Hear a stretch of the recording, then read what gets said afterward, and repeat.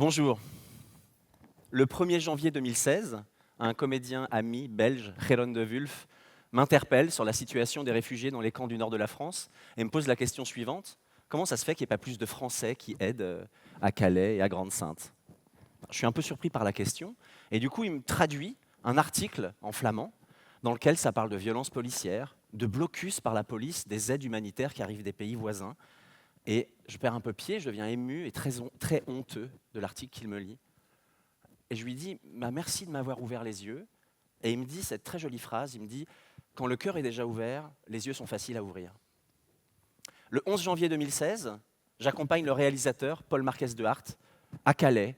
Il fait partie du collectif L'Appel de Calais et il y va pour tourner des images, l'inauguration de la cabane juridique financée par l'Appel de Calais. Et moi, j'y vais avec lui aussi pour tourner des images. Et ce que j'y vois est saisissant. Des kilomètres de barbelés, à perte de vue, 7 rangées de barbelés à certains endroits, des barbelés réparés tous les jours et coupés toutes les nuits. Des CRS tous les 300 mètres sur des kilomètres. Un camp en bidonville organisé par quartier, on y parle plein de langues. Des bénévoles qui s'activent pour dispenser des soins et donner de la nourriture. Des files d'attente qui s'organisent pour recevoir ces soins et cette nourriture. Des enfants, beaucoup d'enfants, qui jouent dans la boue souvent. Et puis des immondices. Et des immondices. Et encore des immondices. Une église peut-être en espérant qu'il y ait un Dieu qui vienne donner son aide. Et un peu d'espoir. Par des écoles, des œuvres d'art.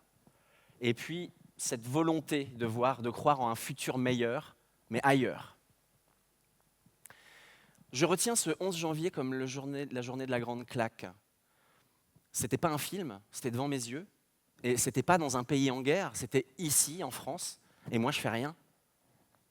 J'étais choqué et déterminé. Je me suis dit, à partir de maintenant, je veux faire quelque chose à mon échelle. La première idée qui m'est venue, c'est je me suis dit, il faut en parler. Si moi, je n'étais pas au courant, il y en a peut-être plein des gens qui ne sont pas au courant. Donc je me suis dit, je vais aller en parler aux élus de ma ville à Brest. Et là, je ne savais pas trop comment faire. Alors on m'a dit, va au conseil municipal. Moi, je dis, ouais, ok. Comment on fait? Il dit, c'est simple, tu fais des pancartes, tu fais irruption, tu fais du bruit, on va te donner la parole. Alors, ma carrière de militant humaniste commençait mal parce que déjà, j'avais peur d'aller au conseil municipal et de faire du bruit. Mais je m'y suis mis quand même. Alors j'ai fait des pancartes, 2, une première, aidons les réfugiés. Et puis comme j'avais un autre bout, j'ai mis urgence, aidons les réfugiés. Et je me suis rendu le 16 janvier 2016 au conseil municipal de Brest. Fallait que je fasse du bruit. Alors pour faire du bruit, j'ai longuement réfléchi. J'ai envoyé un mail au cabinet du maire. Bonjour monsieur, je m'appelle Sébastien Chambre, je voudrais venir prendre la parole. Non. Je vais prendre la parole au conseil municipal. S'il vous plaît, je voudrais faire irruption et faire du bruit. Merci beaucoup. Cordialement, Sébastien. La réponse a été très rapide. Ils m'ont dit, Sébastien, bienvenue au conseil municipal. On vous donnera la parole en début de conseil. Cordialement, le cabinet du maire. Ah bon? Et mes pancartes alors? Alors du coup, le 16 janvier, j'y vais au conseil municipal. Et je leur lis une lettre que j'avais préparée, un peu pris par l'émotion, parce que j'étais encore envahi par les images de Calais. Je leur explique ce que j'ai vu, et surtout, je leur explique que quand on a vu, on ne peut plus ne rien faire. Et que je veux bien y retourner en emmenant n'importe qui. Et je leur demande 4 choses. La première, d'organiser le jour même et de financer l'acheminement de collecte de vêtements chauds, de couvertures, parce que le froid, c'est aujourd'hui, et de mettre à disposition des locales pour faire ces collectes. La deuxième, de recenser les logements vides et mis à disposition par des particuliers et de s'assurer que la préfecture les utilise parce que des logements vides, ça ne sert à rien. La troisième chose, c'était de nommer un coordinateur, quelqu'un dans l'équipe municipale qui fasse en sorte que l'aide soit un peu plus organisée. Et enfin, de faire pression et de prononcer un vœu pour que les particuliers aient le droit d'accueillir chez eux des réfugiés avec un peu d'aide de l'État. Alors immédiatement, les élus se sont levés, ont dit oui à tout. Ils se sont même dit on va se mettre 2 par bureau, comme ça va faire des chambres de libre pour accueillir des réfugiés. Ils ont hissé un drapeau Refugees Welcome sur la mairie de Brest, et le maire a pris des leçons de kurde. Bon, alors ça ne s'est pas exactement passé comme ça. Parce qu'à Brest, comme dans plein d'autres villes, les réfugiés, ce n'est pas forcément la priorité. Mais en tout cas, ils ont mis, quelques semaines plus tard, un grand local de stockage à notre disposition. Et ça, c'était déjà bien. Des gens se sont regroupés. Le collectif Aidons les réfugiés était né. Première action, aller à Grande-Synthe et y amener des vêtements, des couvertures. Pourquoi Grande-Synthe? Parce qu'on disait que c'était pire qu'à Calais. Alors pendant qu'à Brest, les collectes s'organisent, nous on part à 4, Guillaume, Clarche, Gwen et moi, et on va dans ce camp pour préparer l'arrivée de nos camions. Et deuxième objectif, on y va pour ramener un témoignage avec des vidéos, des dessins, des photos. 3000 personnes dans un marécage, des fois il y a de la boue jusqu'à mi-mollet. De cette première expédition, on en a fait un film que vous pouvez trouver sur Internet. Il s'appelle « Et si c'était nous ?» par le collectif Aidons les réfugiés. Notre mission était accomplie, notre camion était attendu à Grande-Synthe, champion. Bon, on a fait quelques erreurs. En fait, on a fait tellement d'erreurs qu'on a failli changer de nom et de s'appeler le collectif des glandus. Moi, la plus grosse erreur que j'ai faite, c'est ce jour de cette première expédition, quand on a emmené cette première collecte. Comme il restait de la place dans les camions, on s'est dit on va faire des courses avec de la nourriture pour remplir l'espace qui reste. Et comme on n'avait plus de temps, c'est chacun la liste, on prend un caddie, on fonce, on prend un truc dans la liste, on remplit le caddie, on ramène, on met dans le camion, on y retourne, et on fait ça jusqu'à ce qu'on n'ait plus d'argent. Allez hop, c'est parti. Bon, on n'a fait qu'un aller-retour, parce que moi j'ai pris la ligne lingette, et un caddie de lingette, ça coûte une fortune. Alors, encore récemment, dans le collectif, régulièrement, on me demande « T'as pas une petite lingette ?» Et aujourd'hui, j'en rigole, mais je dois vous avouer que ce jour-là, après, pendant les 8 heures de route jusqu'à Grande-Synthe, dans le camion, je me sentais nul. Je pensais casser lingette et je me sentais vraiment, vraiment nul.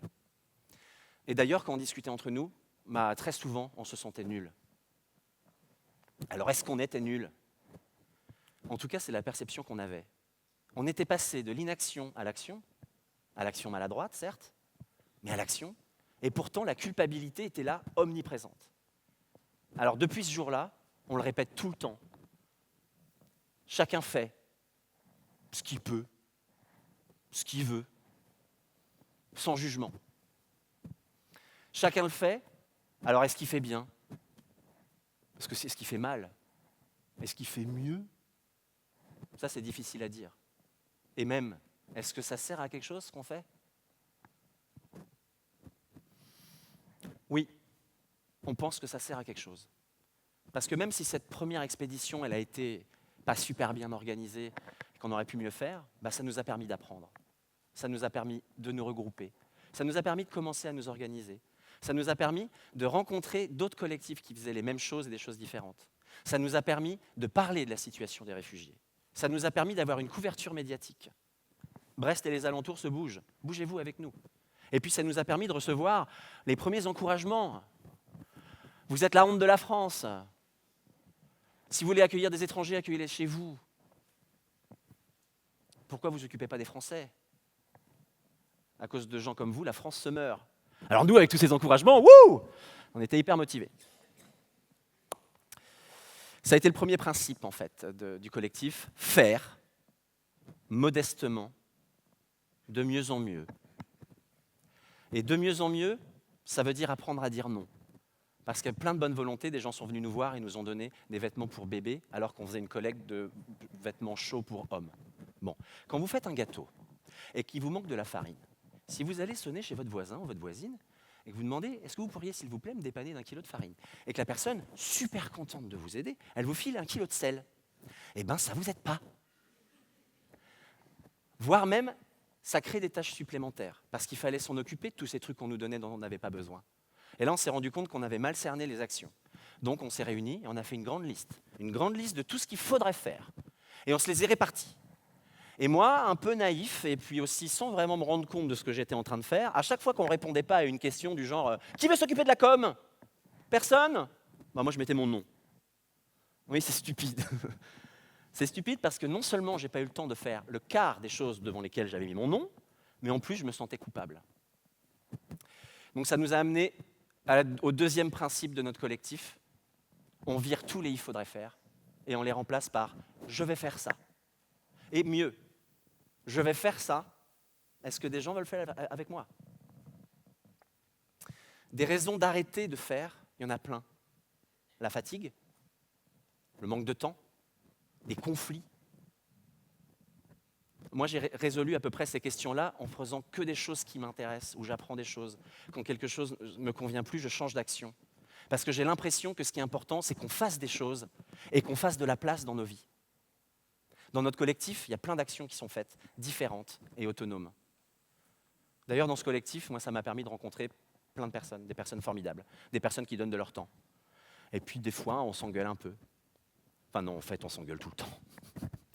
Je ne sais pas si vous vous engueulez, vous, mais si parmi vous, il y a des gens qui ne s'engueulent jamais, eh ben, venez dans notre collectif, expliquez-nous comment on fait, on va gagner un temps fou. Mais malgré tout, on s'engueule, mais ça ne nous empêche pas de donner des cours de français à des enfants et à des adultes. Ça ne nous empêche pas de faire du soutien administratif. Ça ne nous empêche pas de nous tenir au courant des avancées juridiques. Ça ne nous empêche pas d'aller dans les camps à Grande-Synthe, à Calais, pour donner du temps matériel. Ça ne nous empêche pas de collecter des vêtements et de faire du tri.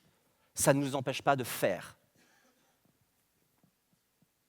Si demain, vous rejoignez un collectif près de chez vous, avant de commencer par dire « Ouais, c'est pas comme ça qu'on fait », regardez, attendez, soyez zen.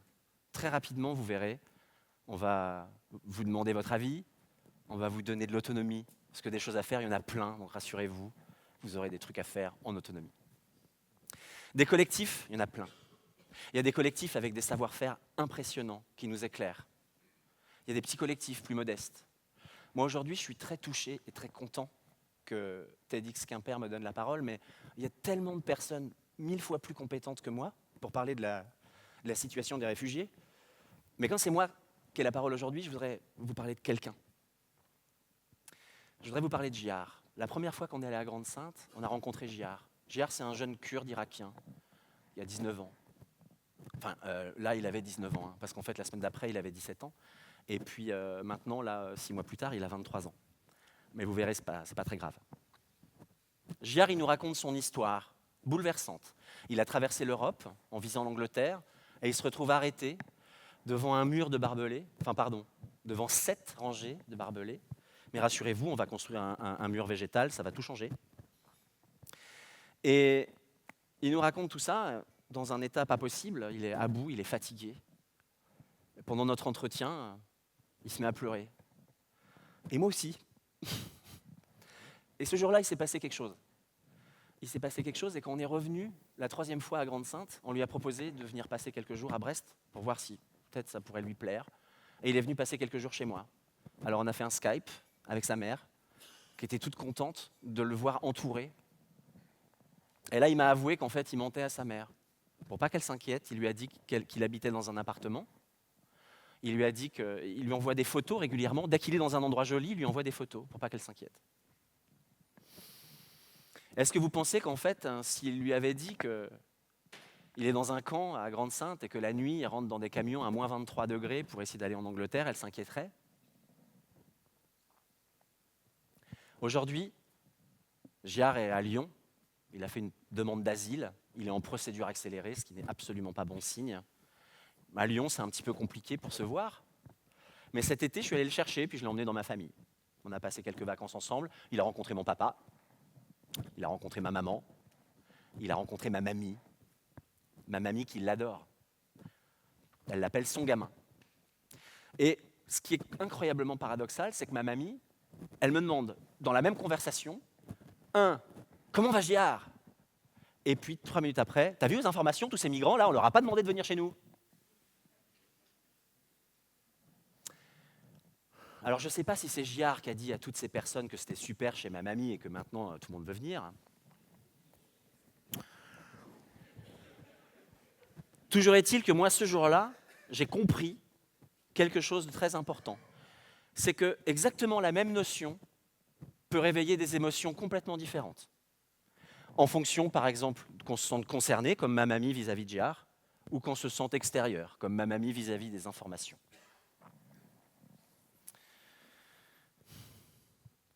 Jihar, quand il me parle de moi, il m'appelle son père. Mais ça, je pense que c'est parce que je lui donne de l'argent.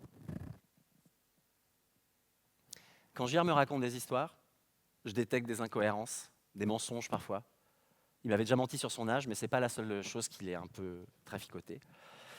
Moi, je n'ai pas d'avis là-dessus. Quand on a traversé l'Europe, quand on s'extrait d'une condition qui est malheureuse, et ben, quand on a tout perdu, tout à reconstruire, on invente, on enjolive, on séduit, on ment. Il est parti d'un endroit où visiblement ça se passait très mal, c'est pas à moi de juger, il est là. Et puis moi aussi je suis là. Je dois avouer quand même, des fois quand il me ment, ça m'agace, ça m'énerve même. Giard, quand tu vas voir cette vidéo, sache-le, je te l'ai déjà dit, hein, mais je te le redis, tu me fais chier. Mais je t'aime quand même. Oui, je l'aime. Je l'aime parce qu'il sourit tout le temps. Je l'aime parce qu'il raconte des super histoires. Je l'aime parce qu'il n'a pas du tout, il n'a jamais envie de déranger. Ce qui n'empêche pas d'être pénible, hein. Mais je l'aime quand même quand il est pénible. Je l'aime parce qu'il est là. Je l'aime parce qu'il est. Je l'aime pour ce qu'il est. Ça me prend du temps, hein. Mais c'est pas ça vivre. Passer du temps avec les gens qui sont là. Il y a des personnes qui m'ont posé une question, ils m'ont dit et pourquoi aider celui-là plutôt qu'un autre?